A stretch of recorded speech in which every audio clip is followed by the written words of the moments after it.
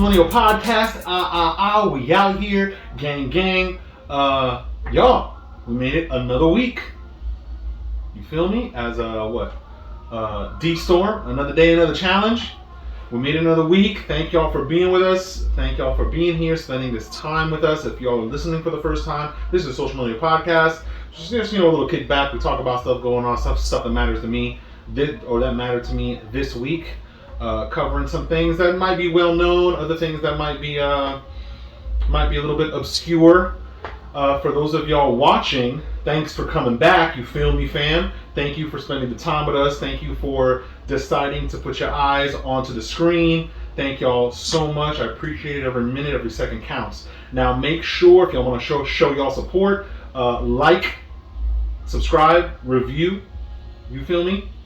Make sure you click that notification bell on YouTube if you're watching on YouTube. And if you're listening, leave a review, leave some stars, leave a like, save it so that y'all get the notifications, man. Every little bit counts, every little bit of support counts. Leave something in the comments. Let me know what y'all think about the podcast. Let me know what y'all think about what we're going to be talking about, because I'll definitely throw some questions over to y'all. I want to hear what y'all think.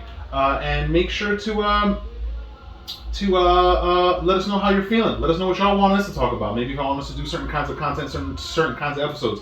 Now, y'all might see me, for those who are watching, y'all might see me sweating a little bit. It is super hot. I'm out here in NYC. You feel me? We're going through a little bit of a mini heat wave, and I definitely don't want to be turning on the AC up in this piece, because all that y'all will be hearing is whoa. You feel me? And I don't think y'all want to be hearing that for the whole podcast. So you might see me get a little bit drenched. You feel me? We got to make it do what it do. See, I got to keep the windows closed, because outside of the sounds of NYC, we got dum dum dum dum dum dum dum playing outside. So last thing I need is to get copyright striked on YouTube. Last thing I need is to get that cease and desist email/letter in the mail. So y'all might see me get drenched. Y'all might see the sweat dripping. You feel me? But gotta do it for the people. Gotta do it for the people. Gotta make it happen. You feel me? So once again, if y'all want to support YouTube, the Social Millennial Pod, just search us, look us up. We're gonna be there. Social media: Facebook and Instagram. No Twitter, no Snapchat. So that'll be at Social Millennial Pod. 1 N. It's like that purposefully. It was not a spelling error. So just in case people were thinking that or asking that question and wondering if that was, or not wondering, but using that in their minds as a contention to be a hater. 100% intentional. We need to make sure that we differentiate ourselves from all the other Millennial Zone, Post-Millennial, and all the other podcasts that have got Millennial in it. Social Millennial Pod, P-O-D. That's at Social Millennial Pod, 1 N. That's Instagram and Facebook.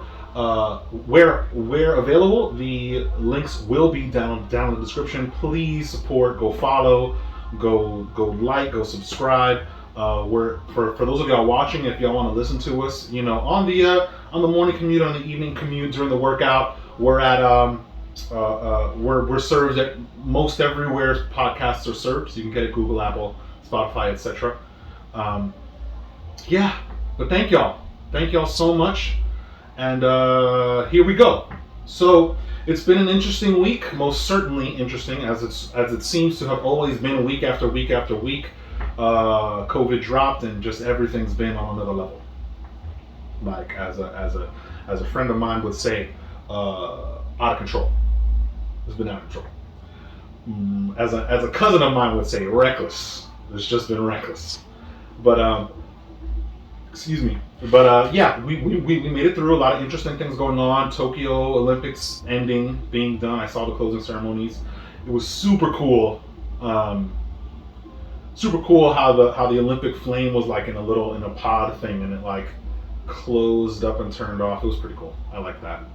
It's pretty interesting. To make a little spectacle out of a spectacle in its own right. Something interesting to look at as the flame gets extinguished and so on until the Winter Olympics. But pretty great week, man. It's starting to come down, but don't worry, I am not gonna stop, y'all. I am not gonna stop. We're gonna keep on trucking. You feel me? We out here. So let's hit it. 2 episodes ago, if y'all did not tune in, I talked about I think it was 2 episodes ago, talked about the parade that they did, that de Blasio did for the first responders, and how there was definitely a contingency of first responders that were like, yo, I'm not going to that parade because really we should get some kind of stimulus money, some kind of raise, some kind of something, some kind of bonus, because we were working double time, triple time during the lockdowns. You know, some became the primary breadwinner in their households because during the lockdowns, jobs closed, and some people didn't get rehired, didn't get to come back. Some businesses closed down, and families were down to a sole breadwinner to try to make the rent when there was not a lot of work and things were closed. But the EMS workers, EMTs, they were hit hard because now that everybody's home, they got to go to all the house calls. It was wild. It was wild, they said. And that the parade, first responders parade, to some felt like a slap in the face. Felt like okay, y'all, we're just going to do this. We're going to celebrate y'all and call it a day. And okay, great. We don't got to do nothing for y'all. Update to that. It was announced, what is that? What is it today? The 12th. It was announced that the EMS, I think EMTs as well, yeah. EMS EMTs are going to be getting a raise. The union's working out a deal with the city. So this is according to the New York Post. Excuse me. I was hyped. I know a lot in the medical field. I know a lot of individuals in and around the medical field. And this is a thing. And I'm very glad that it's a thing. Right now, though, it's under handshake agreement. So they haven't put anything in writing yet, but they're going to. Under handshake agreement, the salary for an FDNY EMT, who starting was $39,386, will now be $35,254.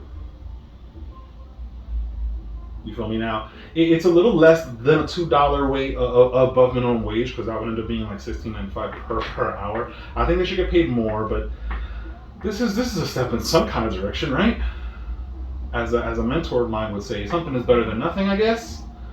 At least we don't have to sit, or they don't have to sit, for those who felt that way, they don't have to sit with that slap in the face of a parade and not some kind of monetary help.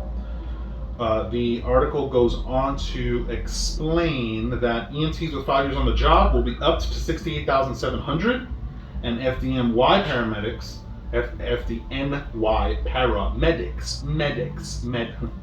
paramedics with 5 years of experience would see their $65,000 base salary rise to around $86,000. Now, this is a tentative 3-year handshake deal, which has yet to be ratified by union members. So, it's still going through the processes, but the talks are happening. So I feel like this is big news. We're in NYC. A lot of our first responders really don't get the recognition that they deserve. They don't even get the pay that they deserve. I believe that police are underpaid, and our EMTs, EMS workers are underpaid, and that needs to change.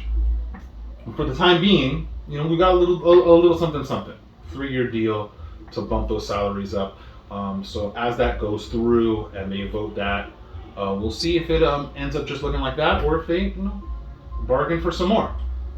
So that's some news that I felt was important, that our EMTs and EMS workers are getting compensated, are getting inching closer to the compensation that they deserve, that many would say that they deserve. Next up.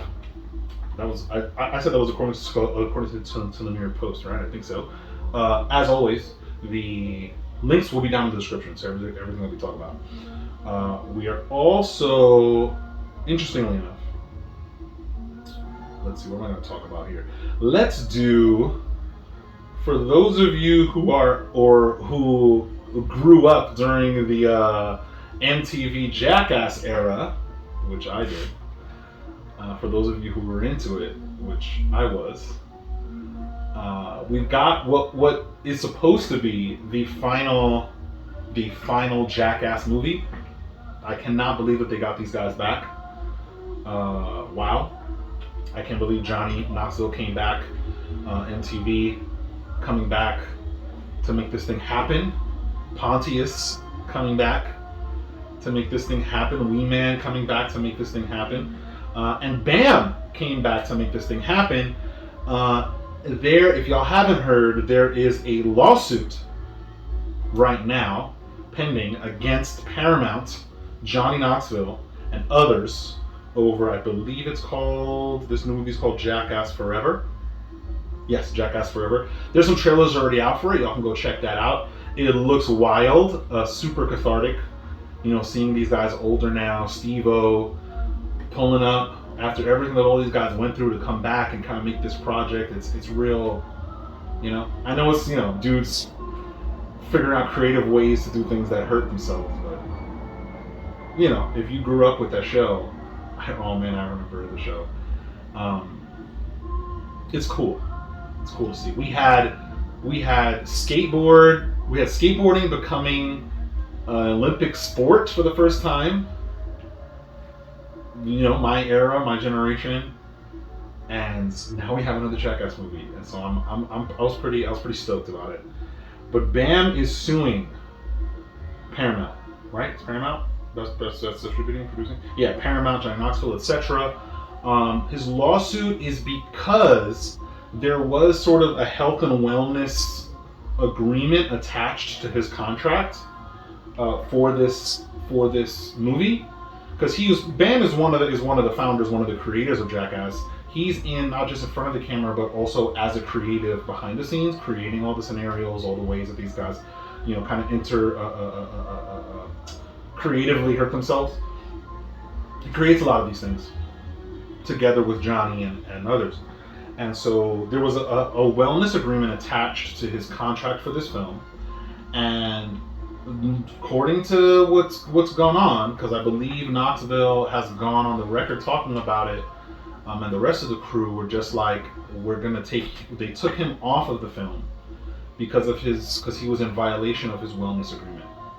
Now he's got the wellness agreement there because of drug and alcohol problems, and I guess they wanted to make sure that he was on here sober. They wanted to, maybe, I can't really say what they wanted to do, but if you've got a friend who's had issues, addiction is a disease, has had issues with that stuff before and goes into the throes and relapses and things, and y'all want to sort of take this project seriously and don't want to sort of mess up the money that's been invested in it, by meandering and lollygagging, or having to chase around that friend because we can't find him. We don't know if he's out on a bender or he was out on a bender and he's MIA. So they put this wellness agreement in there, hopefully for that purpose, hopefully for altruistic purposes, to care for their friend. They saw or felt that he was in violation of that, so they took him off of the project. I don't know that if the violation of his wellness agreement bars him from the proceeds and the pay and so on, the credit that he deserves. But this lawsuit is definitely coming at them for that. That they should not have taken him off because of the wellness agreement. He was good. He's contesting that. And contesting that wellness agreement shouldn't have even been in the contract, which I think is a little bit of a stretch, because you agreed to it.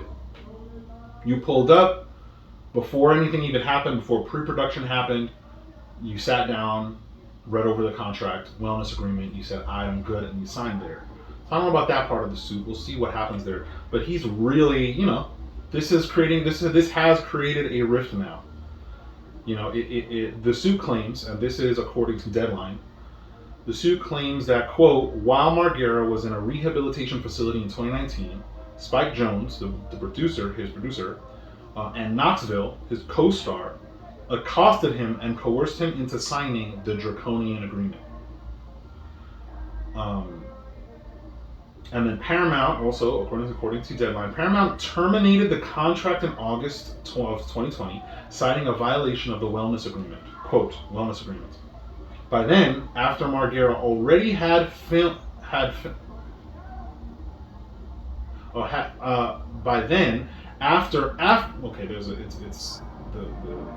kind of a little bit thing here. By then, after Margera already had filming scenes and developed ideas for inclusion in the film, the majority of which are being used in Jackass Forever, the suit claims.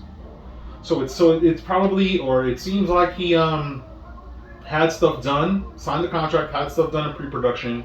They took him off because of violation of the wellness, and now that the final edit has come out, we're seeing the trailers. He's seeing that a lot of his creative, according to him, a lot of his creative input was included in the movie, even though he was taken off of the movie.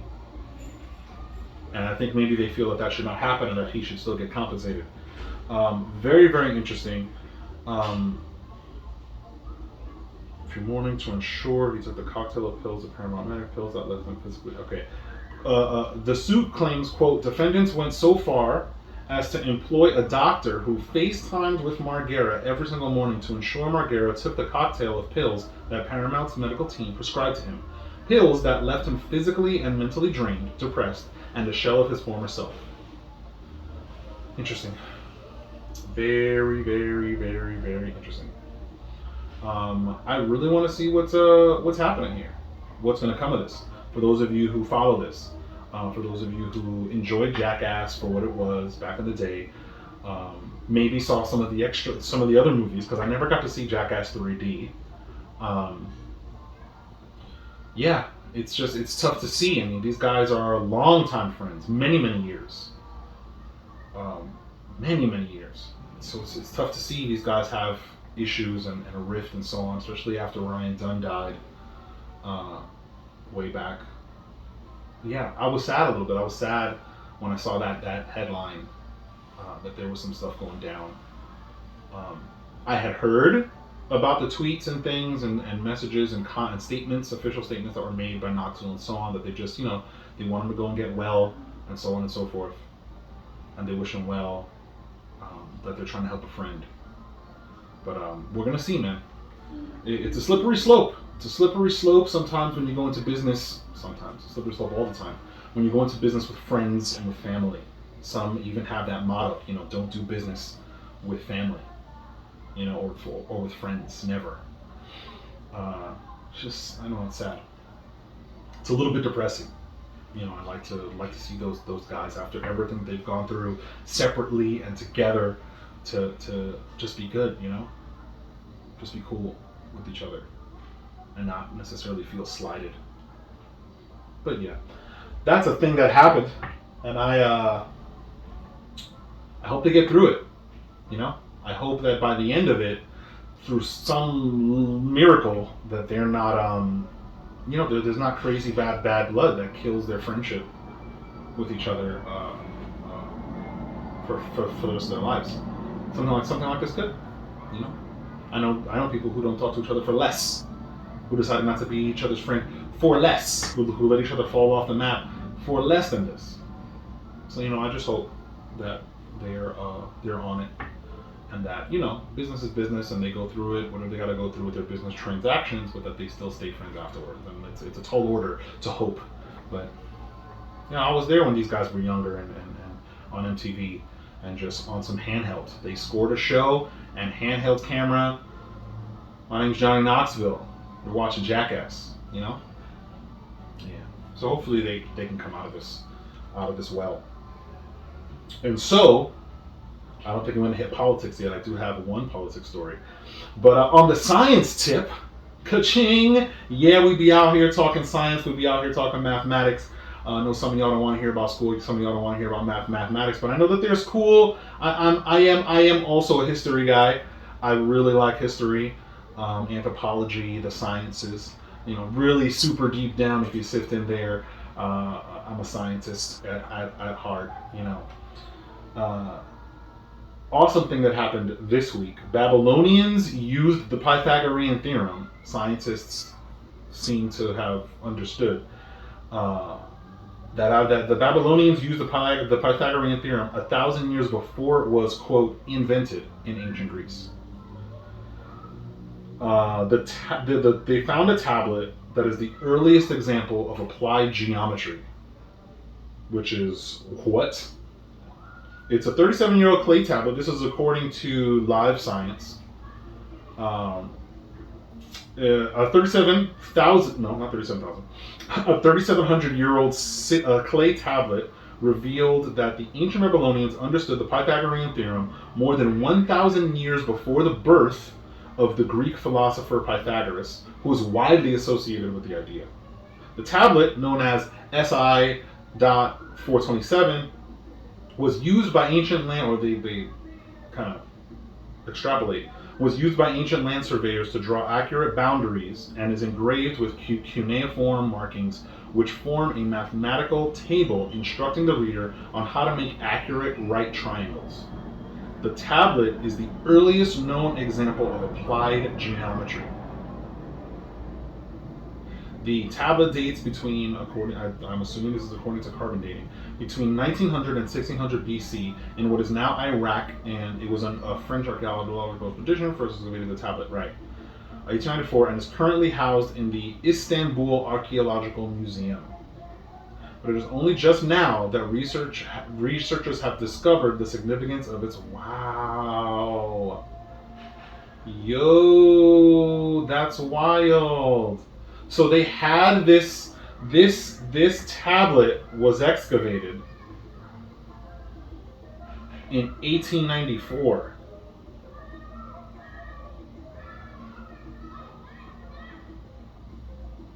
Right?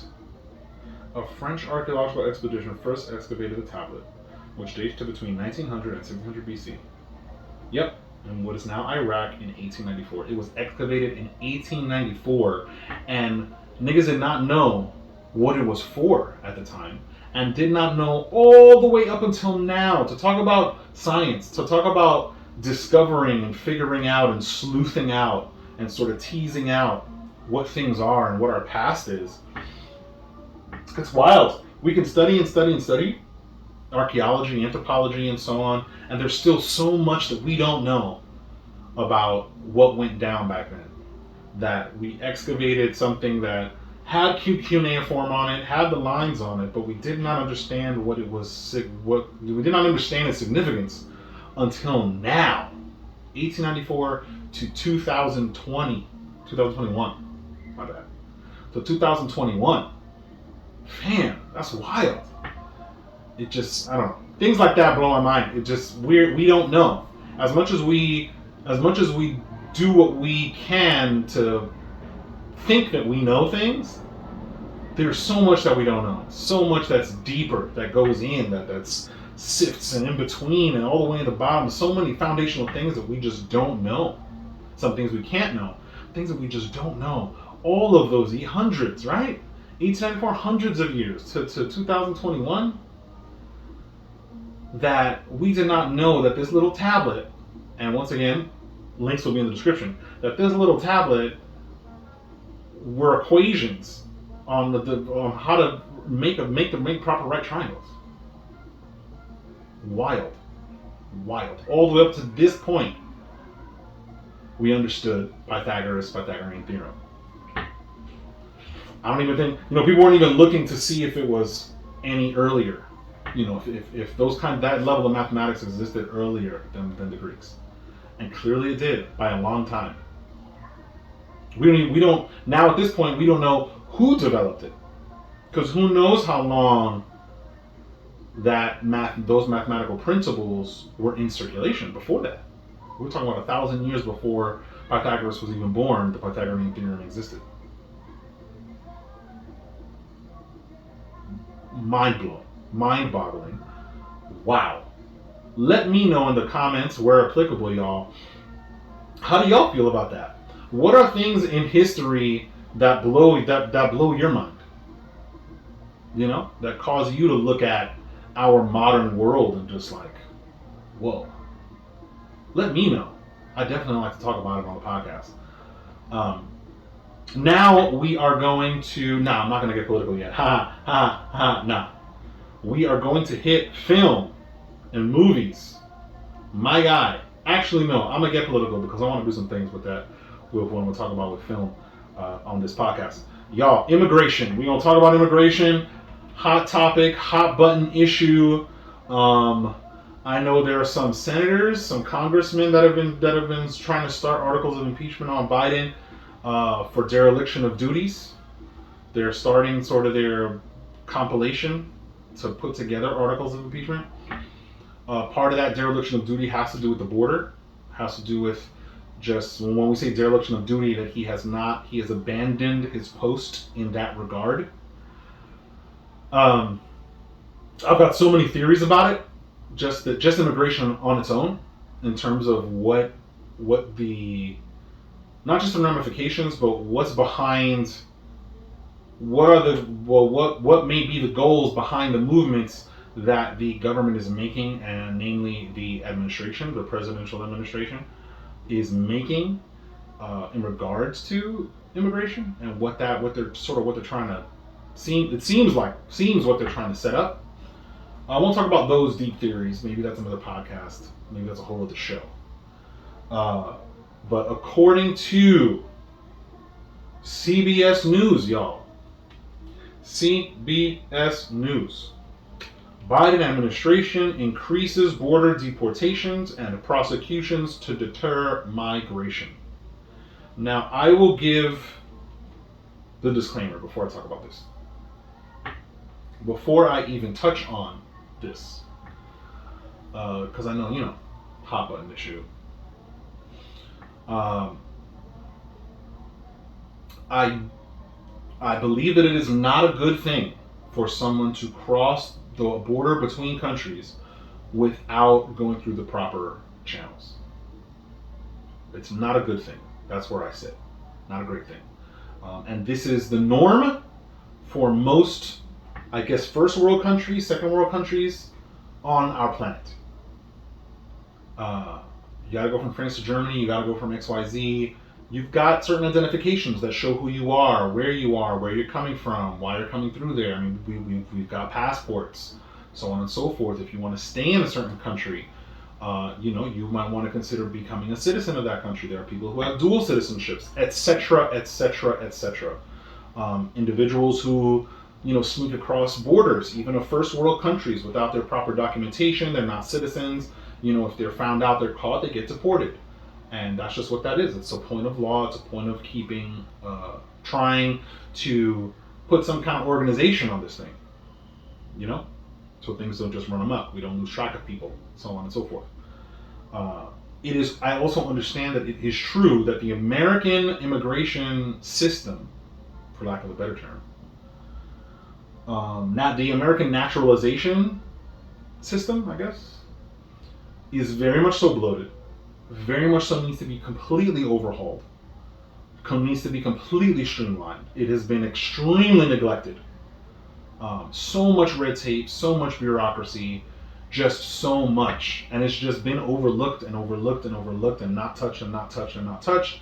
Politicians, they don't, I can't really say based on track record and history, politicians on all sides, whether it's libertarian or Republican, they don't really, really, really care about the people of the United States. They don't really, really, really care about people in general. Because I want to say, Canadians and Mexicans, they don't really care in general. A lot of the things, a lot of decisions that get made have to do with money, tax. They're bribes, but because it's for the politicians, they don't call it bribes. Rules for thee except for me kind of thing. So I am in that ballpark that the system is bloated. I am also in the camp that we got COVID happening right now.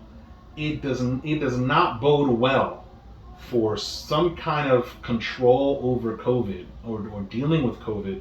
With the policies in place, it does not bode well to have hundreds of thousands of individuals coming from Central America, Mexico, and other areas over our border into our country that are not getting treatments, not following certain kinds of policies and so on. That it has been very much so exposed and made plain. So this isn't like, conspiracy theorist, tinfoil hat, what are you, far right Marcus? No. You can look this up. The pictures are there. The congressional hearings have been had and are being had about the conditions at our border facilities. And, people wanted to talk, and this is going to be a little bit, on it, my personal opinion. People were talking about kids in cages and making a whole lot of noise about kids in cages, and kids in cages has been around for a long time. I'm sorry for y'all to, maybe y'all didn't know. Maybe y'all feel shocked that I'm saying that, but it is very much so not a conspiracy theory. It's not a far right thing. It's not some weird niche QAnon thing. You just look back to who created the cages. Look back. I'm not going to talk about who created it because other people will get set off and will get a little butt hurt. But y'all can go look that up on yourself. Those cages have been there for a minute. It was not the past presidency that just started doing that. That invented that as a means of corralling and detaining and crowd control and separation and so on. That's been around for a while. It's just a system that existed. It's what the system was, and the previous presidency came into presidency with that system being what that system is. We have social media. We have certain individuals who fancy themselves politicians and activists that painted it in a certain light. Mass media painted it in a certain light and hoped that a lot of us would not remember, especially the young people. Hoped and banked on the young people not going and doing their research, not taking the time to go, oh wait, kids in cages, why would they be doing that? That's a little bit, that looks like it's inhumane. When did that start? Mainstream media, a lot of the individuals who fancy themselves activists and politicians on social media, they were banking on y'all not going back and doing your homework, especially young people, and studying their history. They expected you to trust them. And by and large, people did. People trusted the media. People trusted the politicians who fancied themselves activists. Trusted the activists.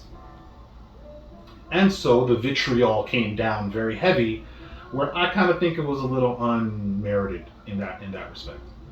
Because they just were doing the system that had been in place for years and years and years. There was nothing different. There was nothing new being happened. There was no there should not have been a clutching of the pearls. Oh my God, kids in cage.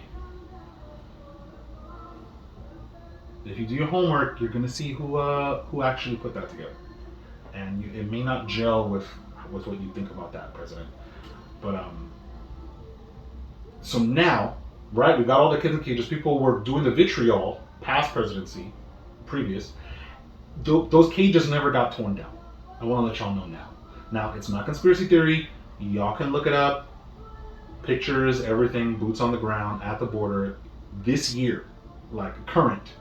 Those cages were never dismantled. A lot of people thought, Biden and it's gonna this and things are gonna change. Those cages never left. They're still there. The kids go in the cages still.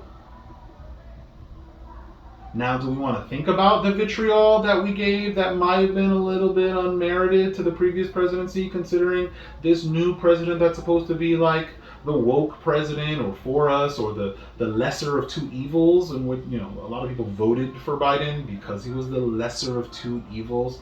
It was the as long as it's not Trump thing that we're seeing. It's been made plain. There's no COVID protocols happening at the border with quote detainees. None. You've got kids, you've got adults. A lot of this has been going on. A lot of whistleblowers, a lot of people, especially Texas and a lot of those border states that are like, yo, y'all. I remember the governor of Texas, it was months ago, was blowing the whistle on it. Like the administration, the presidential administration, they've been authorizing buses of immigrants, detainees. I want to say detainees, but immigrants that could be seeking asylum. They could not be processed, but they're bringing them by the busload into Texas, undocumented. It has truly been a crisis at the border, and I don't. Mainstream media is only now starting to really get in on it.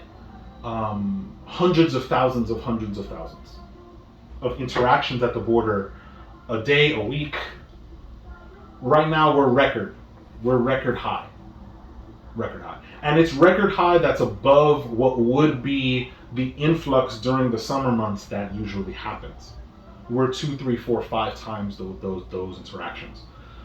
We certainly don't have border protection across the entire border. So if our border enforcement officials, are having hundreds of thousands of encounters a week, a month, imagine all the people that they're not encountering. Now, there is the camp who's like, oh, well, we need to, these people need help, they need this, we've got to open the borders, we've got to this, we've got to that. Let's just look at the crime rates that are starting to skyrocket in the border states. And people want to feel some kind of way that they want to feel about Texas, and deciding not to do all of the COVID protocols and so on and so forth. Aside from that, crime has been insane, like exponential. It's exponentially going up. It's never gone up this fast ever. Texas, all these other border states, it's a significant issue. And those who are like, oh, we need to open up the borders more, we don't need to think, we don't need to that, we don't need to... Think about the amount of children that get trafficked over the border in the sex trade, the illegal sex trade. Children. There are statistics out there that talk about the percentage of women who are coming to our borders that have been sexually abused in these caravans. Some of our border protections are for that. When there was vitriol and there was really, big upsetment, I know we're getting serious, but there was super upsetment about the kids getting separated from their parents and so on. We don't know that they're their parents. I don't know if y'all don't know this, but that's part of why that protocol is in place. And we're all kids in cages and they're separated. There's a holding time while the enforcement officials try to figure out who these kids are and try to figure out who these parents are to make sure that they go together, because they could be being trafficked across the border. They could be kidnapped children.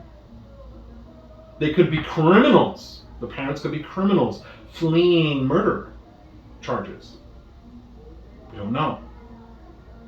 So we separate them, question them, keep them in decent lodging as far as what the policy is supposed to be. I can't, as much as I say that this is the process that's supposed to happen and it's there for a reason, the steps that get taken, people do what people do.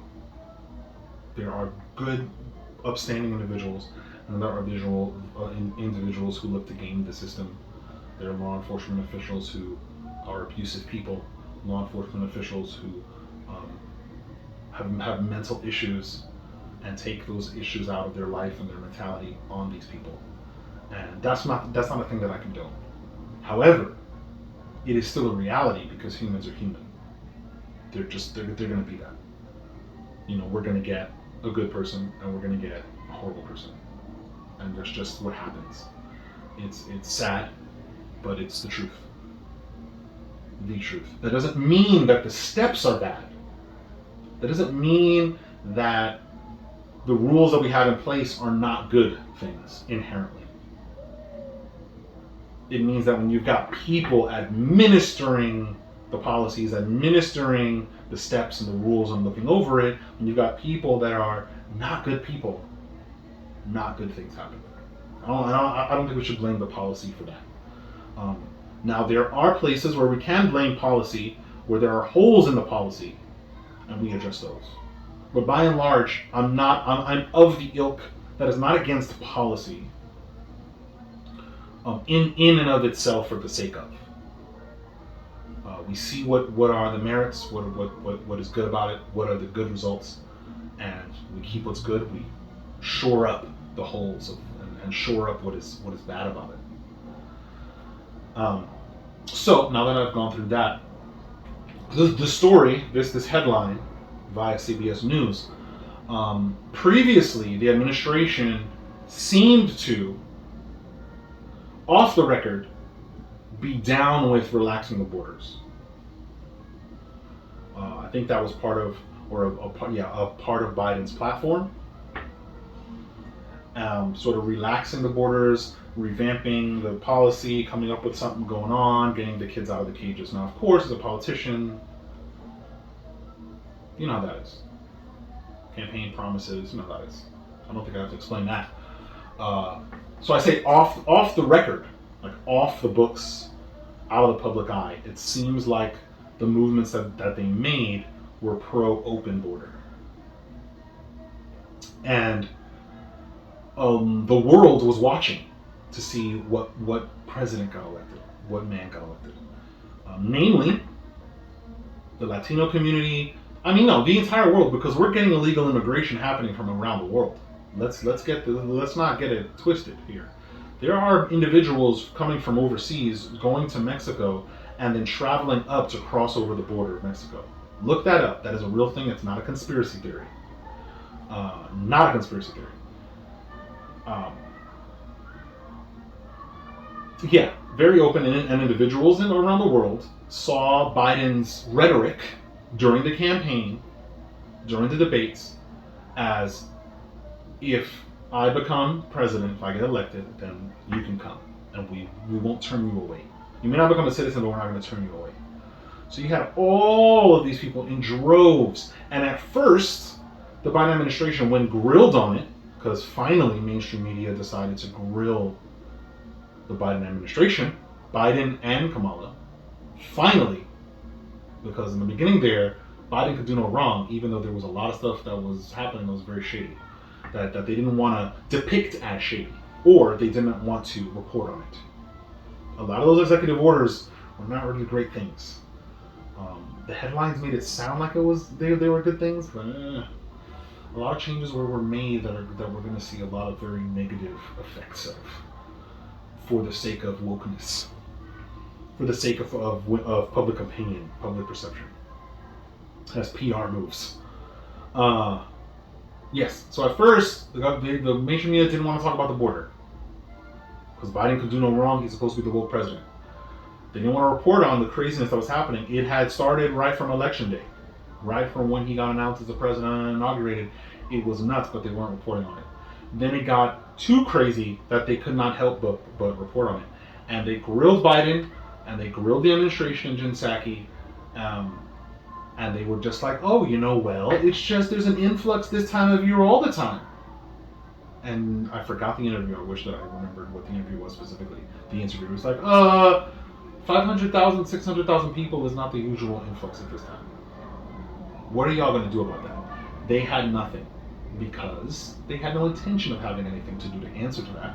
They, like I said, off of the record, was down for open borders. Down for open borders so much so that through some executive orders, some internal executive orders, because you saw how many executive orders that this dude issued in such a short amount of time, almost unprecedented. Which some people are like, oh, he's a strong president. That's not a president that's super strong. That's making all of these crazy changes. And when I say crazy, I mean crazy. Internal executive orders. We didn't talk about that and didn't report about that. The Biden administration, and you can look this up, created some extra red tape. First, ICE got not all the way defunded, but some funding got pulled from ICE. And I know ICE was vilified in the past by politicians who, fancied themselves activists and the mainstream media for deporting individuals. Doesn't mean that they were always correct, doesn't mean that they always got the right person, doesn't mean that the people doing it were always good people and executors of policy and so on. Like I said, we're dealing with humans. But just because humans are fallible and faulty, humans maybe don't think right, maybe have their own conditions, own biases, own things going down, doesn't mean necessarily that the idea of having those policies in place, or just policy in place for this kind of a thing, is bad inherently. ICE really goes to catch people who jumped over the border, who are not supposed to be here, who are here illegally. You feel me? Oftentimes, they end up catching known murderers, gang members, and so on. And they get other people too. It's a thing. But that's our police force for individuals who are not supposed to be here. You didn't go through the processes. We didn't get to vet you. We didn't get to thing. No, like I said, once again, disclaimer. Back to the disclaimer. I know that the process and the bureaucracy for it is for getting a green card it's a thing. But there are people who wait. There are people who wait and who deal and who grit their teeth and bear it and wait however long, 10 years, to be able to get those green cards, to be able to be granted citizenship, and so on and so forth. So kudos to those people who stuck it out, because I know it could not have been easy, and it's not easy. Coming from certain countries, it is not easy to then have to sit around and wait and wait and wait and wait and wait till your number comes up in a country that you're nowhere near. You know, it's not an easy thing. I can't begin to imagine how that feels. So shout out to y'all who did it, who refused to try to sneak in and said, you know what, we're gonna we want to uproot and plant our roots in another country, in America, the live the American dream, develop the American dream. We want to be in the room where it happens. We want to go where things happen, and we're gonna get there with them opening the doors for us, with wide open doors, not sneaking to then maybe be deported later because they found us, you know. So kudos to y'all who made that commitment, 100%. Shout outs to y'all. Y'all are strong. So coming to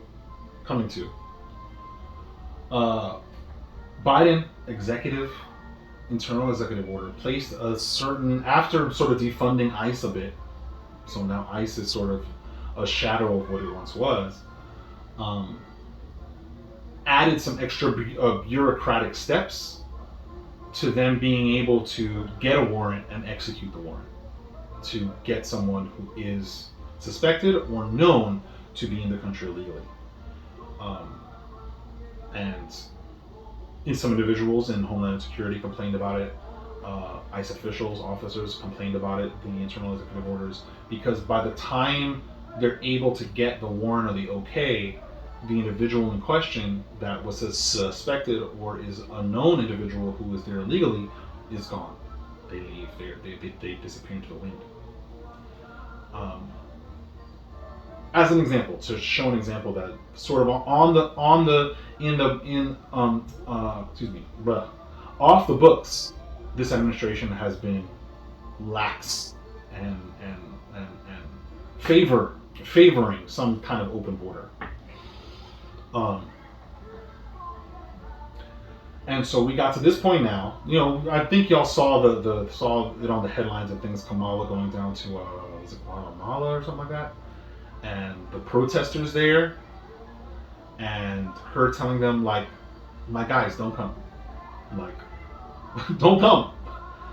You will be turned away." And how she got flack for that, and how it was an L that they kind of had to take, the Biden administration, because Biden said when he was confronted, I remember that interview, that press conference, he was confronted directly about what was happening at the border, because that same reporter that was asking him the question had went down to the border, did a story, interviewed people there. She said she interviewed a child, 9 years old, who traveled all the way up from, I forgot where, by himself. And when he told them, he had all of his information, his family's information, they called his family back in, I forgot what country they were in, and interviewed them and asked them, how could you send your son this far through countries to try to make it up here? And they themselves said, so talking about out of the horse's mouth, said that, well, we thought when Biden got elected that we could come because that's what Biden said, and that my son's not going to get turned away. And she confronted Biden directly with that, and Biden waved her off. And then Biden told her that Kamala's going to be handling that, not to ask him questions about that. And then the next day, the Biden administration banned the media from going to the border and reporting on the border. Banned them. Yeah? So we want to talk about, the woke president, the woke administration, the transparent administration, because I think Biden used a lot of that word. We want to be transparent and transparency. We don't want to be like the other guy, right? Right? I remember a lot of people saying the other guy was a white supremacist and was a dictator. I remember he did, I think it was like less than a quarter of the executive orders in the same amount of time that he was in office that Biden was in office, like the first 3 months. But back then, everyone was saying Trump was a dictator. But the dictator in chief. But Biden comes into office, and first 3 months, it's like, it's a crazy amount. It's double digits. And everyone's like, oh yeah, great. Interesting. Interesting, y'all. Very, very, very interesting. Because at the end of the day, our past presidency, that administration, even though the mainstream media was hurling at insults, just throwing mud at that administration. Some of it made sense.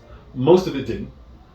Throwing mud at this administration, being disingenuous in their reporting to the public about what was going on, and the tone that they took regarding what was going on, very disingenuous. That administration did not ban the media from the ability to go and report, take pictures, do stories, boots on the ground at the border and at border facilities. But first sign of, oh, we were boots on the ground and we interviewed the people that were there, and fam, y'all are not treating them right. Fam, y'all are, they really do think, when you talk to the people and hear what the people think and what the people say, not just what you think that they say, or not just what you want to think that they say, from your own mind and your own conjecture, what the people are saying, boots on the ground, Latinos on the ground. Yeah, we're coming up because Biden said that it will be okay. We felt like Biden is not going to turn us away. And then the reaction is, okay, now none of y'all can ever report on the border and be boots on the ground until we say you can? Interesting. Very interesting. And then I think for a time that he hid after the fact, they hid behind, oh, COVID, oh, this and that. I don't think so. I don't think so. COVID, citing COVID, that the reporters can't be outside of the facility, the immigration facilities at the border, socially distanced or outside the facility. You banned them from going there. Okay. So, as examples, so just examples of the wildness that's been going on with this border crisis. It is truly a crisis. It's not a border challenge. Another way that the mainstream media tried to soften the blow, because we can't let it be that Biden is really not great at being a president, not really at this administration. Because let's be honest, he has a cabinet. It's the administration. Like, I'll say Biden, but it's really the administration. There's advisors on top of advisors on top of advisors when things get said and so on. There's script writer, there's speech writers and so on. It's not just one dude unilaterally saying certain things.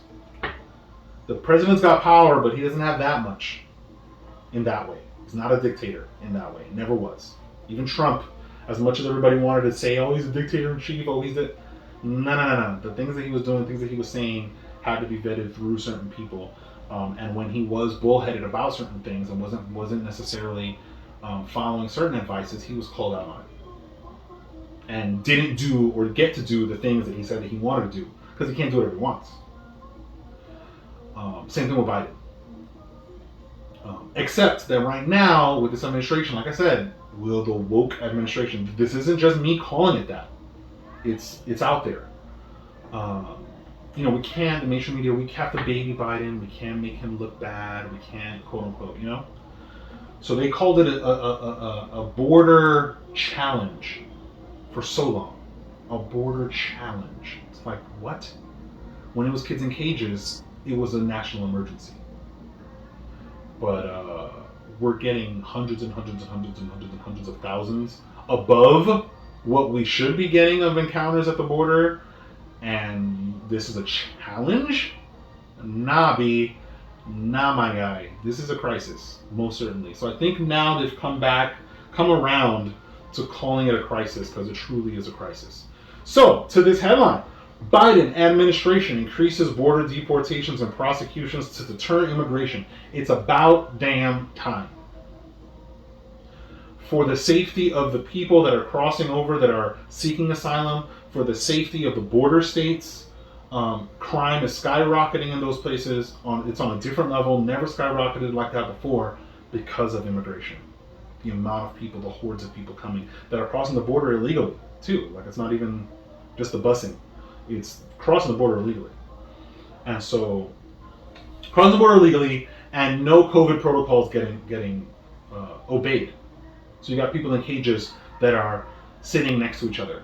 There's no 6 feet. There's no anything. And this is not hoax. This is not conspiracy. This is not conjecture that I'm talking about.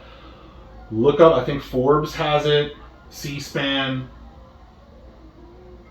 Look at the congressional hearings about it. Pictures from boots on the ground where Fauci is being grilled. The NIH is being grilled. CDC is being grilled. Head of the CDC about what's happening at the border. And there are pictures there. Is this COVID-19 protocols? Do you think that this should be happening at the border if y'all are trying to do the job that y'all are trying to do in trying to control COVID? And you got Fauci, and I forgot the woman's name who's the head of the CDC. They're scratching their heads. They're like, I didn't know about this. I don't know. That's horrible. That should not be happening. See what I'm saying? So, finally, Kamala had to take an L, at least an L in the eyes of what is the Democratic constituency for the most part, and then a different kind of L when it comes to all the other people, because it's not just right-wing people who think that the borders should be taken care of and we should have strong borders and we should have a policy in place, even if we need to revamp our policies. It's not just a right-wing thing. There are plenty of Democrats who think that too, who are on board with stronger borders for various reasons. So she took another kind of L from those people, because it's like, oh, all this time the administration's like, oh no, they can come, these are people and they need help and so on and so forth, and then this whole time, oh, it's a border challenge, it's not a border crisis, and now she went to Guatemala like, don't come because we're going to turn you away. We have to. It's dangerous. It's dangerous. And it's not that all of the people, once again, because I don't need people to start taking it, it's not that people coming over the border are all horrible people. That's not the point. It's not the reason for the protocol. The reason for the protocol is to make sure that the people who get into the country are not, the MS-13 gang members, are not the sex traffickers. It's not kids being brought over here to be handed into a brothel or to be handed into an underground brothel ring. It's to make sure that those people are not coming through and are not abusing these kids, and to maybe save some of these kids from those people. Doesn't mean that everybody's horrible. That's not the point of policy. Now let's see. According to CBS News, the Biden administration is ramping up deportations and prosecutions of migrants crossing the southern border illegally amid a 21-year high in migrant arrests and concerns about the rapid spread of the coronavirus Delta variant. I was expecting it to say Corona Delta variant. U.S. authorities are now flying Central American immigrants deep into the Mexican interior using a Trump-era public health order that was extended indefinitely last week, according to the Department of Homeland Security officials, who said the expulsions are meant to curb repeat border crossings and the spread of the coronavirus. The Biden administration has also restarted expedited removal flights for some migrant families who can't be expelled to Mexico under the Public Health Authority, known as Title 42. Since the end of July, the U.S. has carried out 6 expedited removal flights to Central America, deporting 242 migrant parents and children under the procedure, DHS officials said. Migrant adults who try to cross the southern border again after being deported could be referred for criminal prosecution under another initiative designed to reduce the high recidivism rate among border crossers, particularly Mexican men. Customs and Border Protection official Manuel Padilla said Friday during a call with Latin American journalists. What we want to discourage is irregular migration, Padilla said in Spanish. The enforcement efforts mark a new, more stringent chapter in the Biden administration. Check it. In the Biden administration's border policy, which had previously focused on expanding asylum capacity, ending Trump-era restrictions, and expediting the processing of unaccompanied children. The overall objective, the administration has said, is to establish a humane and orderly process. Quote, "We will always be a nation of borders, and we will enforce our immigration laws in a way that is fair and just," the White House said in a border policy blueprint released last month. Let me tell y'all.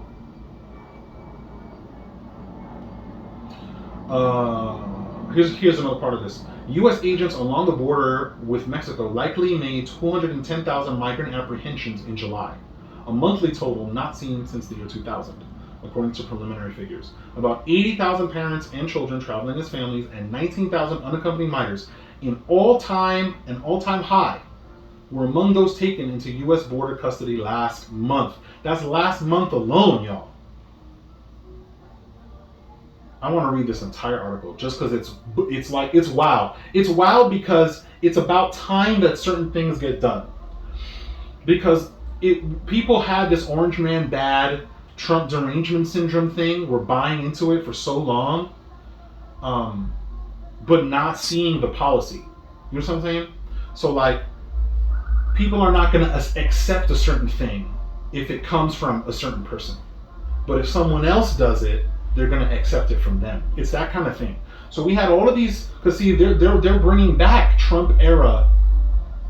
They're pulling on Trump era policies, Trump era policy changes that were made during the Trump presidency to help stop all of this stuff in the first place, because these numbers were not there at any point during the Trump administration in this way. And they slowly but surely made changes to certain policies. They couldn't overhaul the whole immigration system, which I think it needs to be, but they didn't overhaul the whole system. But they put in certain policies to try to help, to try to keep those numbers down, to try to expedite expedite in certain places, and slow things down in certain places so that we can discern what's going on. And it says it in the article. Link is going to be in the description where available. The Biden administration previously was not pulling on any of these policies, and instead deciding to be lax. You know, in the quote unquote pursuit of a more humane way. Really? Because Exhibit A is kids in cages have not stopped. That's it. It's off. They can't say that they're looking for a more humane way or trying to do things more humanely, and kids in cages is still happening. When it was these same lawmakers, these same politicians who are now part of the Biden administration that were calling for Trump's impeachment because of kids in cages, that were calling Trump a racist because of kids in cages. The Biden administration, kids in cages. Where's the outcry now? Where? Dried up? Gone? And I say these things not to be like, yo fam, yo, Trump was on point, yo, y'all can't be Democrat, y'all gotta be Trump. No, forget all that. That's not why I'm saying all this. You gotta look deeper than just all Trump, all Biden, all Democrat, all Republican. No. What are the ulterior motives here? Because the actions, or I should say, when the actions do not match up to what's being stated, it's worth looking a little closer into what's going on. So Biden campaigned, this was part of his platform. And those were quotes from the administration that were in this article about them wanting to be more humane about the immigration process. And now, they're reversing all of that. Not all of it, but they're taking steps to go, okay, we're going to take Trump policies and bring that back because that was working. But nobody's going to be like, notice that the headlines were not, Biden brings back Trump era policies. Biden and Trump are not in the same sentence in the headline. We gotta rise above, y'all. We gotta look deeper. We gotta as another mentor of mine would say, we've gotta sit high and look low. The higher you are, you look at the stuff, you can see between the lines. You can notice things that you didn't notice before. When you're not sitting in the muck. When you're not sitting in the Twitter feeds, fighting against each other with information that's outdated, fighting against each other with with fighting political ideologies, and all of this wild race baiting and racial talk and all of this talk that divides us. Instead of sitting in it, let's sit high. Let's sit above it and look down and see what's actually happening. Because all it takes is a rudimentary Google search to go, oh, okay, what were the numbers in the past? Oh, okay, what changed? Why are we in this crisis now? Oh, okay. And we can get a little bit more, we can get a more sobered look at what's happening. Rather than, I'm just going to believe CNN. I'm just going to believe Fox News. I'm just going to believe MSNBC. Just at face value. Those days are gone. CNN's ratings are they're below the trash right now. Those days are gone. So many lies have been spewed about many different kinds of people. I'm not just here going, oh yeah, defend Trump. Many different kinds of people. So they misrepresent. They're disingenuous in their tone. They leave out information.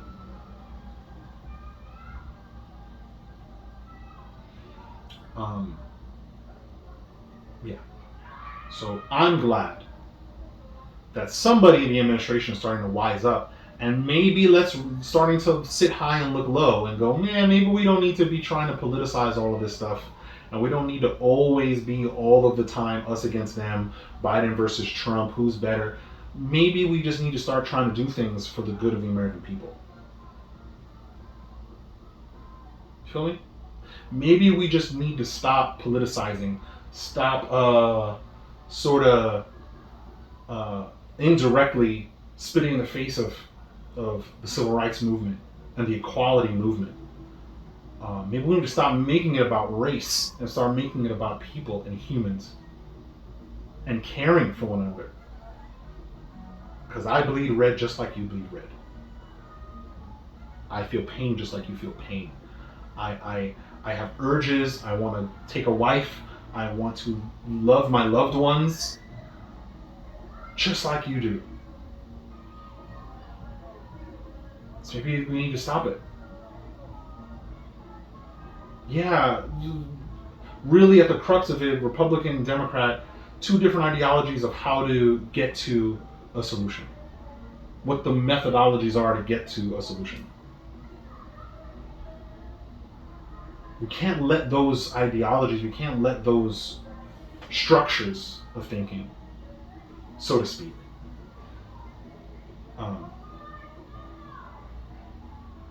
we can't get clouded by those things. We can't let them obscure our sight. That we can't see what's real. What's real are people. What's real is this world happening. The decisions that we make that make or break, that hurt people or that help people. And when you're in a position where the things that you say or try to put into motion will affect 300 plus million people, plus, because now we're talking this subject specifically, we're talking about immigration. You should be the prime people who are sitting high and looking low, instead of deciding to sit low and look left and look right with all of the mud being thrown and deciding to throw mud yourself. You shouldn't be those people. You should be above, and not above us and like, oh, you're worth more than us. No. You're taking public office. You're being a representative of large groups of people. You need to be at a higher level. The standard needs to be higher. But we go back to the adage. Just because the policies are there, and humans decide to take advantage of those policies in ways that are negative, doesn't mean the policies are wrong. So you can have politicians getting elected, and as is what usually happens, left, right, Democrat, Republican, Libertarian, doesn't matter. Campaign promises happen, they're trying to get votes, so they're schmoozing and boozing, and so it's the song and dance.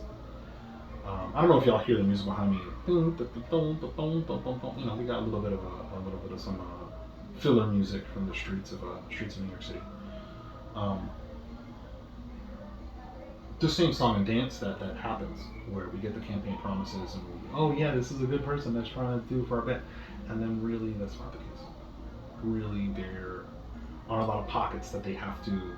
There are a lot of pockets that opened up, a lot of wallets that opened up to get them to their position, and they've got to make good on those debts.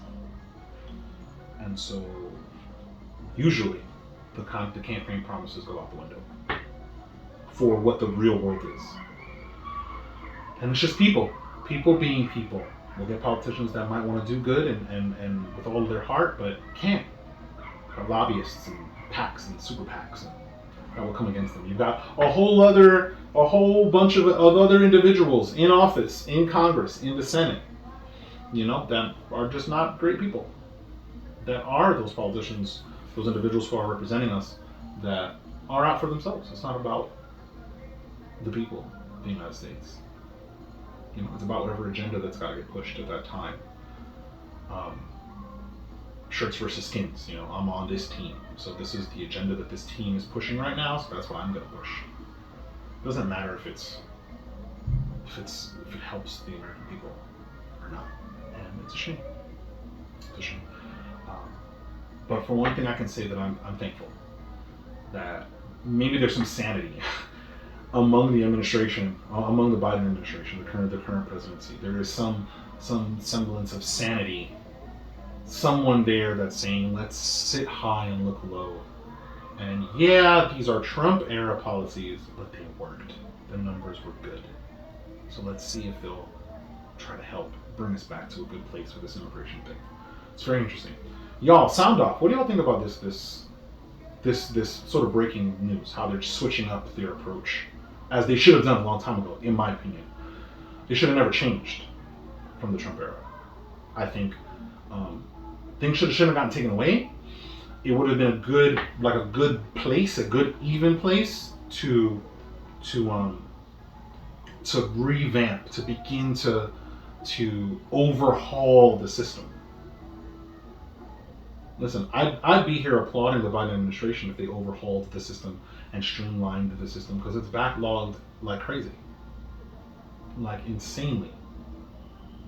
I don't know. I'll be the first person applauding, because I'm not like that. Forget Democrat, forget Republican.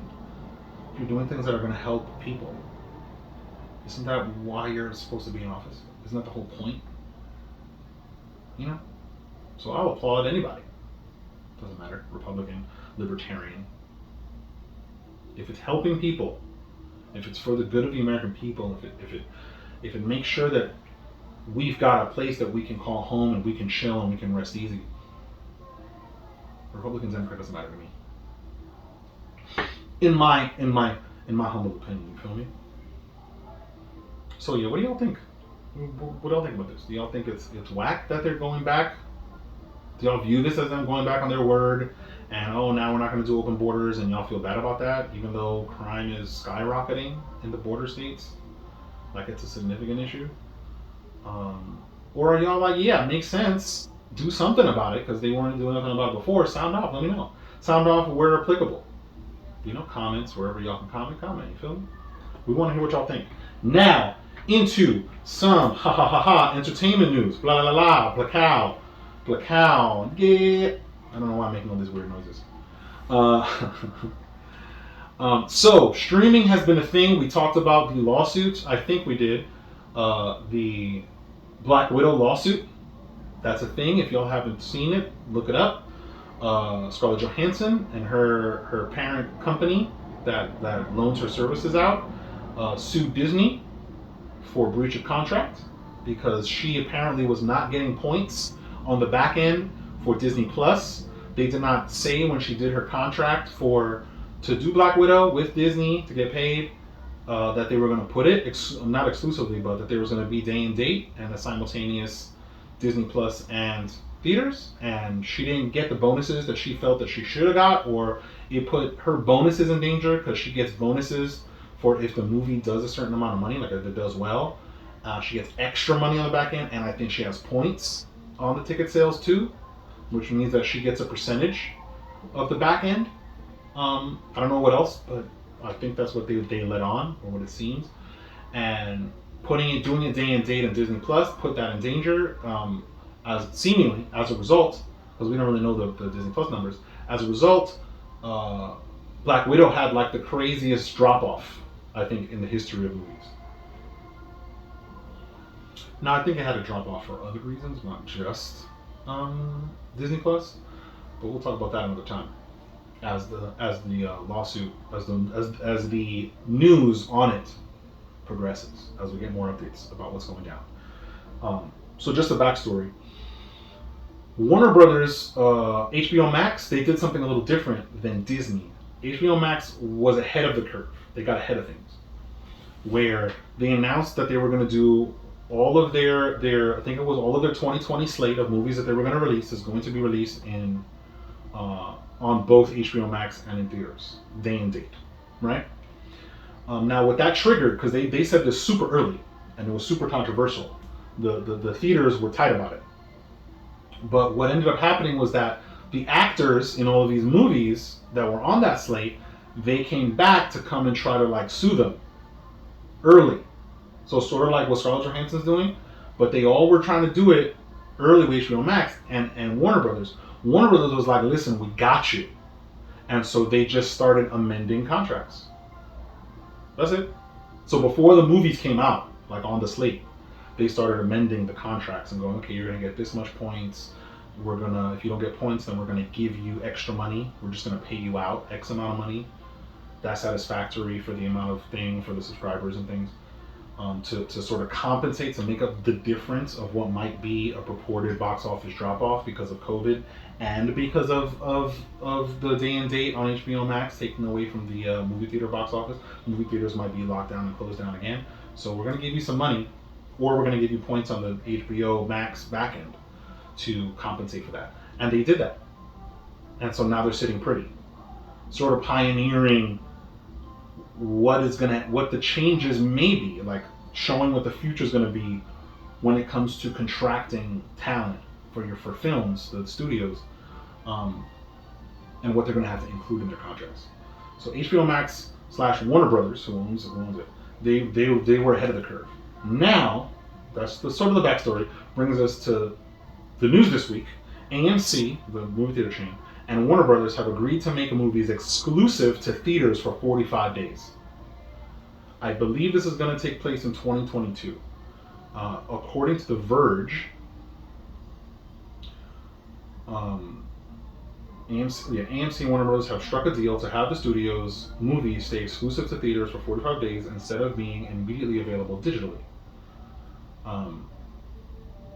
The news was announced by AMC CEO Adam Aron during an earnings call, and it means that Warner Bros. Won't be making its 2022 movies, which include The Batman and Sesame Street, available at home until just over 6 weeks after they're released in theaters. Warner's already had a similar deal in place with Regal Cinema's owners, but today's news truly seems to herald the end of the streaming experiment the studio was trying out in 2021. While HBO Max may not be getting movies the same day as theaters anymore, things aren't exactly going back to the way they were pre-pandemic. Theaters used to lay exclusive claim to movies for between 75 and 90 days, which is much longer than the deals being struck now. Streaming is also clearly still a focus for Warner Brothers. Streaming is also clearly still a focus for Warner Brothers, AMC said on the call that all Warner Brothers films in 2022 would have the exclusivity window, but Warner Media's CEO has said HBO Max would be getting 10 exclusive films next year. This is pretty cool because I was wondering what the compromise was going to be with theaters as we open up and maybe lock down again because of the Delta variant and whatever other variant is going to happen. Was wondering what that was going to look like. Because this day and date thing, I think, people don't want to always go out to the movies and pay whatever amount of money to sit there in a movie theater with people. I feel like there's a large part of the population that will just be home. or be on their phone watching Suicide Squad or something, you know? So it would hurt box office. I think this is a really cool compromise. Don't bring it back to the 3 months that it used to be where movies were in theaters. Don't bring it back to that. Because I remember, I used to work in theaters, in movie theaters. Way back in the day, shout out to my people. Whitestone Cinema, it ain't there no more. Pour one out for Whitestone Multiplex. Pour one out for National Amusements. I think now they're Cinema Showcase Deluxe. They have a theater in Ridge Hill and another one that took over the multiplex, the National Amusements Multiplex in Cross County Mall. Shout out to my peeps. If y'all listen to this, that used to be my co-workers. Oh my gosh, those were the days. I will save that for another podcast, a story time, because we're going kind of long today, and I want to make sure that we get stuff in. And I don't kind of quite bore y'all. You feel me? We're kicking back, we're chilling, but I know y'all don't want to hear my voice for hours and hours on end. But if y'all do leave a comment letting me know, we're good. We can hear you. You know, we could listen to this all day out. I listen to this while I'm in the gym. Let me know, because it's cool to know that y'all are out here. But leave a like, subscribe. You feel me? The Social Millennial Podcast, IG, Facebook. Follow us. Like our posts. You feel me? Hit the notification bar. Make the comments. You can find us at Social Millennial Pod on IG and Facebook. So I used to work in cinema. I used to work at Whitestone Multiplex out in the Bronx, Throgs Neck area, I think it is. Yeah, Throgs Neck area, the Bronx. Whitestone Cinema had been there for so long. It used to be a drive-in theater. But it's not there any longer right now. It looks like they're building a shopping center there. But yeah, movies used to be in theaters for 3 months. Even if they were whack movies, even if they were movies that not many people came to see, it would take up screens for 3 months. And it's like, nah, you'd have movies that started off with mad showings, because that's how it goes. It'll start off with mad showings, and then as it gets all the way down to the 3 month mark, it will trickle down showings, trickle down screens, go to smaller screens, trickle down showings, so you have like 1 or 2 showings a day when it's at the very end of its cycle, and then it's gone. Instead, we shorten that. Shorten it. It gets people, if y'all want to come and see the movie, it gives you a sense of urgency. Come and watch the movie, and keep it pushing. You don't gotta wait. Oh, excuse me. You don't gotta wait. You feel me? You feel me? So I kind of like it. I was seeing what that was wondering what that compromise was going to be, or if they were even going to compromise, because I remember they were going to take action. They were going to start suing the theater chains. They were going to start suing the studios, and they may have had a case with that. So I'm super hyped. Being a person who loves film, who's an actor, I'm an actor myself. You can catch me in certain things if y'all look. We out here doing big things. Oh yeah, I didn't even talk about I got that haircut. You feel me? If y'all see the YouTube comments, you know, I talk about someone asked me about not asking about it, but was like trying to talk smack about my fro, hating on my fro. You know, I mean, I welcome it. It's fine, y'all. Y'all can say whatever y'all want. I liked my fro. I had it up for different period piece film roles that I was doing. So I needed to look the part. Now that was done, announced that, you know, filming is over, it's wrapped and so on. Snip, snip, shape up, we back. We back looking fresh. And yes, I do not shape up my front hairline. Don't at me, okay? I've been to too many barbers, and too many of these niggas out here take my hairline and push it back.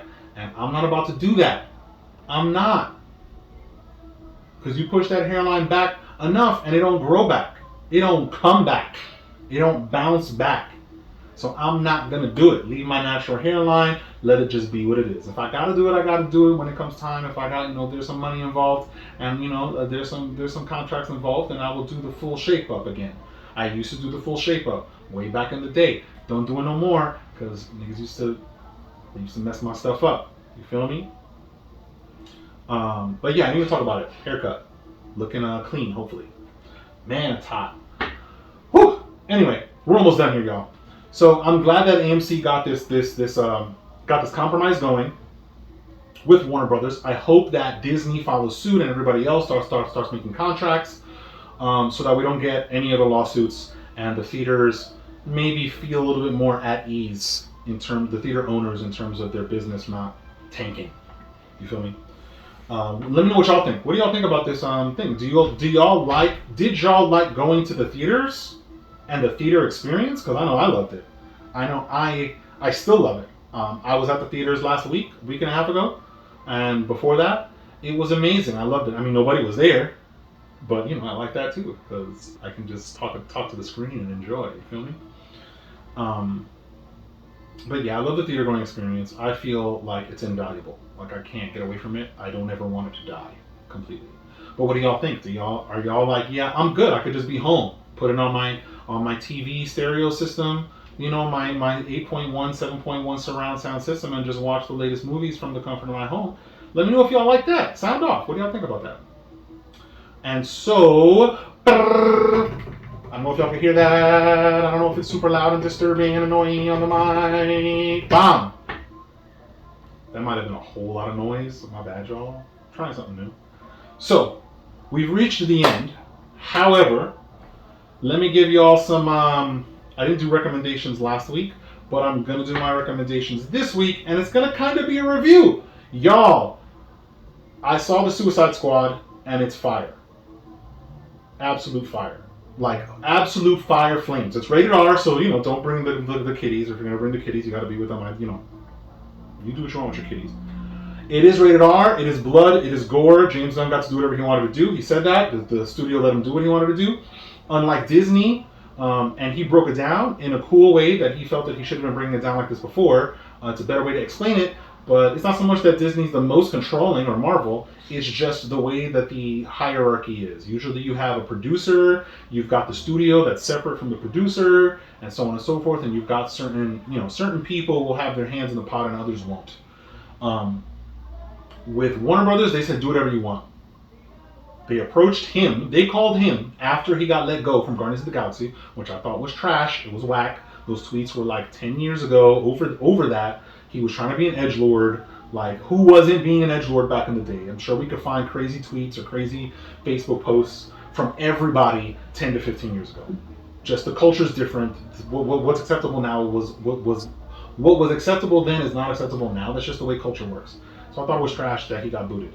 But they brought him back. Great, good. I can't wait for Guardians of the Galaxy 3. It's going to be fire.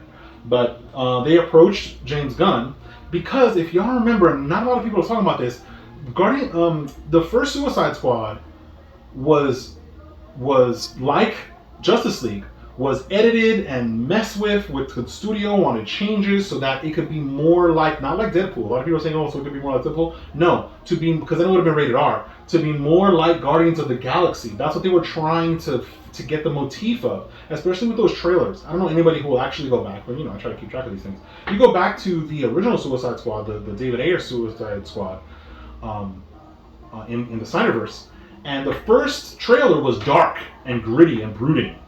The next trailer was a reaction to the Guardians of the Galaxy trailer.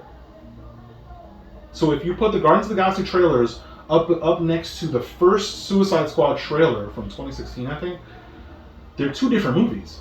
But then when you put the second trailer for the Suicide Squad, so it was like a teaser that came out really early for the 2016 Suicide Squad, but the trailer was all the way recut.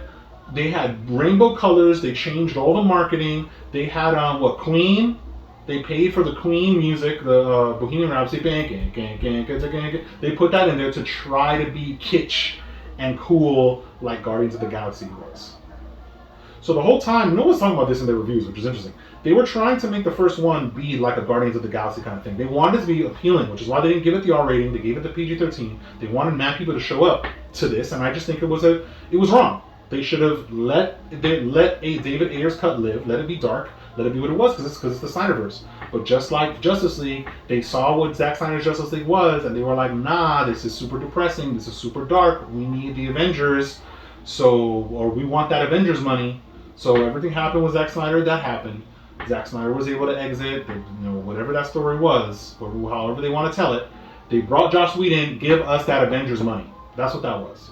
And so when they recut 2016 Suicide Squad, we want that Guardians of the Galaxy money. We want that Marvel money. We want to achieve that same thing. So not only was the marketing changed to be more bright, colorful, and cool, even though it didn't match with the movie, they cut the movie a certain way to try to be lighthearted and funny and trying to capture that. They put music in there, all kinds of music that it really didn't make sense to be in there, but they wanted to kind of be cool and kitsch and ironic, like Guardians of the Galaxy. This movie does not suffer from that. They said, "Oh, we wanted to do Guardians of the Galaxy last time, but with Suicide Squad, Disney dropped the Guardians of the Galaxy writer director. Okay, we got him. Bomb. They told him, do whatever you want to do. Whatever you want to do. Rated R. Bomb. You got it. He said the only note that they really gave him was maybe try to include Harley Quinn, but you don't have to. He said you don't have to. He said he had questions for them, James Gunn, because he wrote and directed this. I think he has a sole writing credit. It's just him.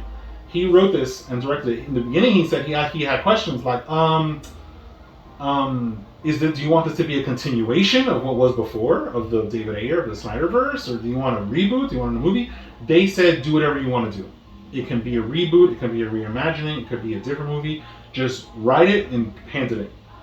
Do whatever you want. And he did.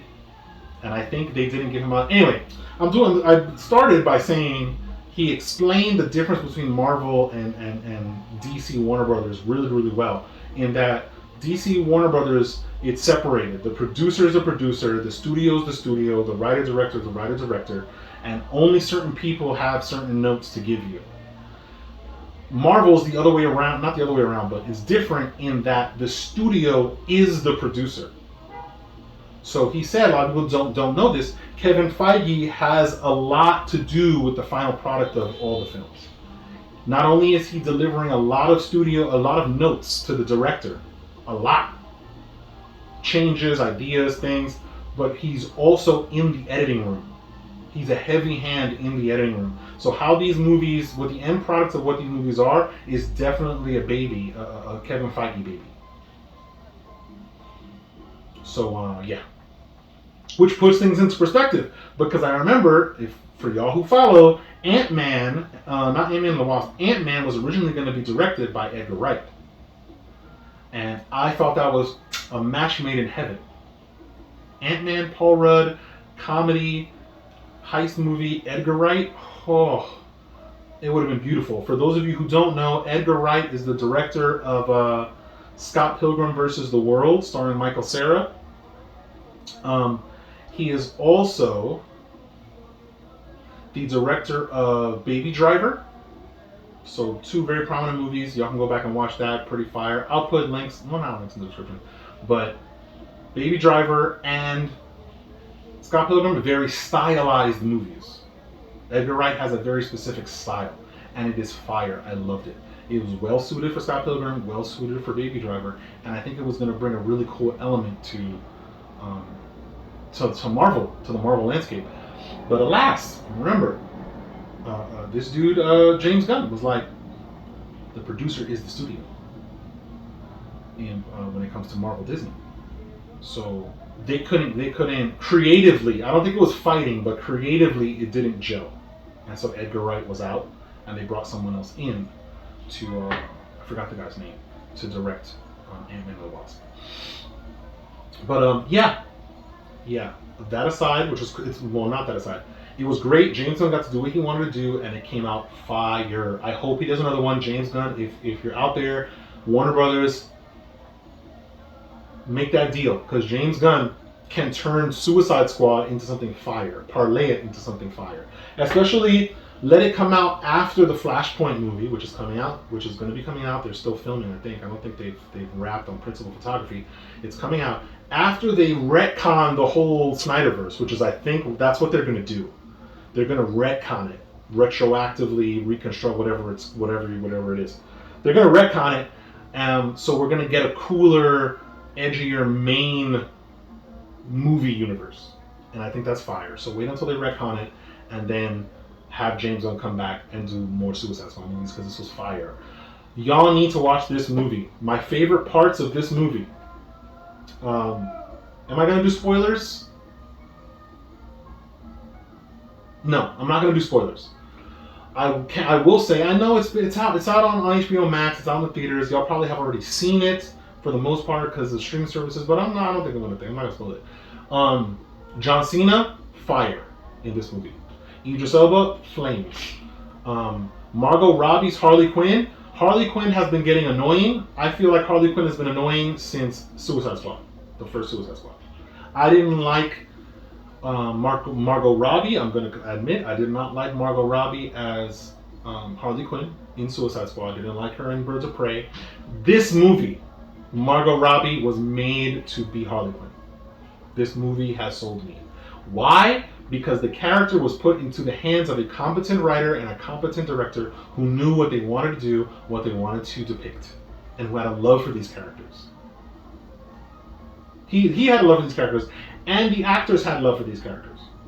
And it shows. Everyone seems to be having a great time, hamming it up, just reveling in it. A lot of people liked King Shark, so that's just alone plays the voice of King Shark. King Shark was okay for me. A lot of people were like, "Oh, he stole the show." He was alright. If you like sort of that, you wanted like if you like the sort of huggably soft character that's not that smart, but he says cute things from time to time, then that'll be a character for you. But it didn't quite hit the same way it seems that it hit for other people. But it was fire. Just all around fire flames. The way this movie was written, the way it was shot, it's funny. I think shout outs to oh my gosh, why am I drawing a blank? I wanted to say Vivica A. Fox. No, I don't know why that name popped into my head because she's not part of this project. Shout out to Viola Davis. Huge shout outs. One of the GOATs, Viola Davis. You're awesome. You're a great actress. 100%. And she shined out in this movie too. Everybody was on their A game for this movie. 100%. Every twist, every turn. Everyone was committed. It was great. This movie, I did not like Rick Flag, Colonel Rick Flag in Suicide Squad, the first Suicide Squad. I thought they handled that character horribly. The writing was horrible. There was nothing for him to do. The movie was cut to all hell. So for me, it was incoherent. It didn't make any sense. It was dumb.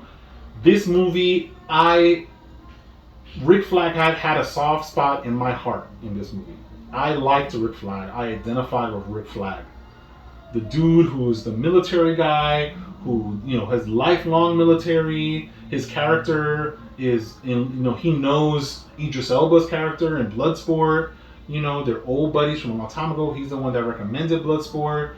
We really get that Boy Scout, Rick Flag who respects everybody. It's so cool how James Gunn in this movie, maybe a mild spoiler, James Gunn in this movie really has the character Rick Flag in little ways. He has him caring about all of these people. Like, they're part of, Task Force X, and which is the Suicide Squad. Task Force X, that's their real code name. And it's like they're in his care. Like, this is his team, these are his babies, these are his people. And he's got to be a team with them and really be over them and really guide them. And it felt good. Like, to see this guy be the Boy Scout, be invested in this, even though he's in the crazy situation. He doesn't have any superpowers. He's not a villain. He's the good guy. But he decides, I guess he could quit, but decides to stay in this project, in this task force, continuing to do Waller's bidding and going out with these people who are, the despised, the underbelly of society, and trying to make sure that they come back alive. Oh my lord! Like, it's a cool thing because I think they showed it a little bit in the first Suicide Squad, but where Amanda Waller doesn't really care, she'll blow any of them up. And in the first one, Rick Flag seemed to be on the same page, like, just blow any of them up, I don't care. In this movie, it's different, and I want y'all to see it. Y'all will see it. Y'all will see what I'm talking about. He cares about Harley, he cares about Captain Moore, he cares about everybody to some extent. There's some level of dignity that he ascribes to them and wants to give them, even though they're psychopaths. And I think it's cool. It's endearing. Watch this movie. You will not regret it. It is bloody. It is gory. Okay, so just be prepared. A lot of cursing. It's an adult movie. Not an adult movie XXX, but an adult movie, like, it's for grown people. It's gory and bloody, and it's supposed to be, because these are villains on a task force that are sent essentially to do something that would be impossible. But we don't care if you die because you're serving consecutive life sentences anyway. So if you want to knock those sentences down, go ahead. We're going to use you as cannon fodder. We're going to throw bodies at the problem, and if you die, you die. So it's that kind of a movie where you're going to get all of the vulgarity, all the crassness. You're going to get all of the all of the blood, all of the gore. But I'm telling y'all, see this movie, you will like it. I want another one. I want to see the movie again. It's just so good. All right, y'all. So that's my recommendation. Another soft recommendation, having to do with our episode last week and the moratorium, the eviction moratorium, and how it conflicts with the Constitution of the United States, how it's kind of sort of illegal. That the CDC didn't really have the authority to do what they did. There's a great video linked in the description from a great political YouTube channel, a YouTuber called Don't Walk Run, that really explains it in depth. And I think y'all will benefit from hearing that, from looking at that, seeing some of that information about what happened with the Supreme Court ruling and things like that. He puts it in a nice little condensed video, moves briskly. It's not going to take 1,000 years of your time. It's not going to be C-SPAN. It's super boring. He's going to make it interesting. So watch that, and if y'all go and watch it, make sure to comment. The Social Millennial Pod, I came here because of Social Millennial Podcast. Social Millennial Podcast sent me here to Don't Walk Run. Link is going to be in the description where applicable, where available. All right, y'all? So we're done. Thank y'all for your time. Remember, if you're watching, see y'all. Thank you for spending this much time with us. Even 2-3 minutes would have been enough, but y'all, if y'all made it to the end, watching and listening, thank you so much. For those watching, make sure to like, subscribe. We're on YouTube. Subscribe, hit the notification bell to get the notifications when the next episode drops. I try to do them weekly. Sometimes I don't get to it. I got other stuff I got to do. You feel me? There's other work. There's other developments happening. But, I'm here for y'all. So make sure to leave a comment, like, subscribe. It feeds the algorithm. We can get more people to be part of our kickback. We're looking at guests coming on. We're looking at live streams that are going to be happening hopefully sooner rather than later. COVID is a thing, and lockdowns are a thing, and availability is a thing. For those who are listening, thank you for listening for this long. Please make sure to review the podcast. Review it over on Facebook as well, on the Facebook page. Social media, we're IG and Facebook. It's at Social Millennial Pod with one N. All right, at Social Millennial Pod. Make sure to follow, like all of those posts, leave comments. Our email is thesocialmillennialpodcast@gmail.com. Please sound off, y'all. We want to hear from y'all. I asked y'all a bunch of questions here. I want to hear from y'all in the comments where applicable. Leave the reviews, leave the stars, RSS this, pin this, so that y'all can enjoy during your workouts, during your morning commutes, during your evening commutes, and all of the times in between. All right, y'all. Thank you so much for spending this time with me. I hope to see y'all soon. Stay safe. Be well. Try to survive out here in these streets. All right? Peace.